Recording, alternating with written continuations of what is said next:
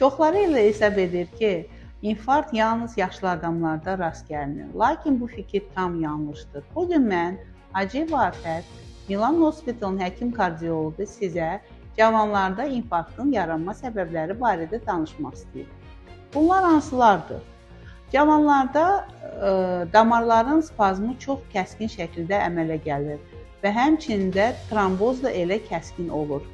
Bundan başqa, irsi faktorları da nəzərdən qaçırmaq olmaz.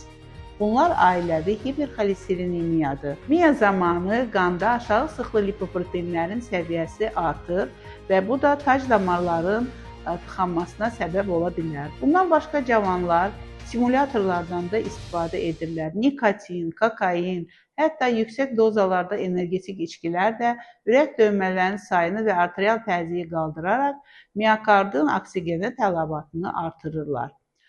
Və biz nə etməliyik? Əgər siz cavanlar özünüzdə ürəkdə ağrı, yanma, göynəmə, bunlar hamısı fiziki yüklənmə zamanı yaranırsa, belə vaxtı siz cavansınız deyə bu simptomları diqqətinizdən qaçırmayın.